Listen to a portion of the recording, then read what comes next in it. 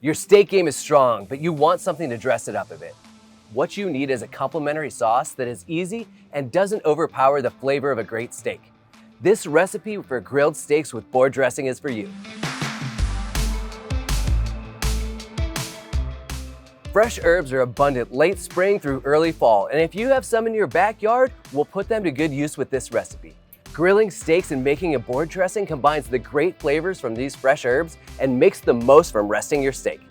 These certified Angus beef ribeyes have beautiful marbling, and if you're going to use a condiment, you want to complement, not overpower the flavor. For the herbs, we'll use some fresh thyme, fresh sage, parsley, and if you have some rosemary, grab a couple sprigs as well. I can't get enough of this marbling in these steaks because if it's not certified, it's not the best. We'll start to season with some simple coarse salt and a nice cracked pepper. Make sure to season liberally since these steaks are super thick. I'm seasoning with our Himalayan flake salt and 5 peppercorn melange. When cooking the best steaks, I'm not going to use just any salt and pepper. This curated salt and pepper blend really complements great steaks like these. Check out our brand store if you want to pick some up. The grill has been preheated to high, so these are sizzling hard as soon as they hit those grates. We're gonna leave these over medium-high heat and close the lid to get them started cooking through. While the steaks cook, we'll do some knife work to get our board dressing started. Mince up some garlic and then a small shallot. I like to give the garlic a good smash and run my knife through it a few times for a rough chop. Segment a shallot just like you would an onion in order to get a quick mince. These will be part of the board dressing that we're building right on the cutting board, so don't worry if they aren't perfect. They'll get chopped up a little bit more later. Don't forget about those steaks. Depending on the thickness of the steaks and the heat of the grill, they may need flipped, but mine are just starting to get color, so I'm gonna rotate them 90 degrees and let them cook a little bit more. If you flip your steaks at this point, you might wanna leave the lid open. Now we're getting to all those nice fresh herbs. You'll want about half a cup of parsley in the end, so start with about a cup of leaves with all of the stems removed. We'll throw in a couple sage leaves, then the needles from a couple sprigs of rosemary. Strip all the leaves from 8 small sprigs of thyme, then you can get to chopping. As soon as I start to cut up this greenery, the smell just hits me in the face. It's so fresh and herby, it smells like an herb garden. Run the knife through the pile of herbs just to chop it down a little bit, then combine all of the ingredients. After the herbs are lightly minced, you can incorporate the shallot and garlic. Keep chopping this mixture until you start to get a cohesive blend of everything. Spread the mixture into a light layer that covers enough of the cutting board that the steaks have a bed of herbs on which to rest. We'll hit it with a little olive oil and then season with some salt and pepper.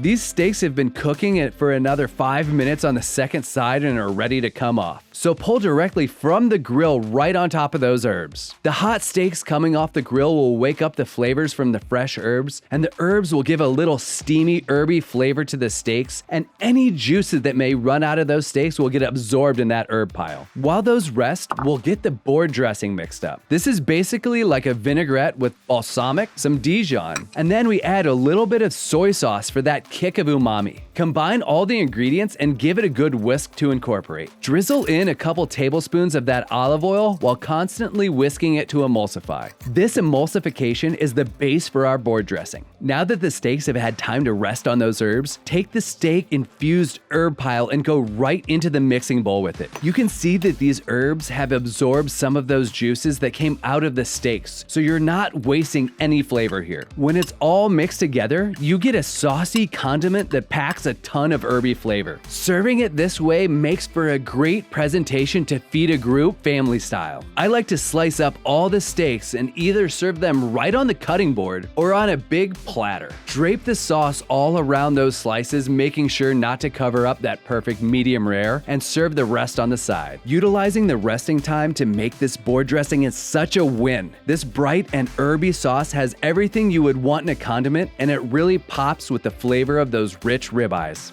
That is fantastic. A perfectly grilled steak can be complemented with such an easy and herby sauce.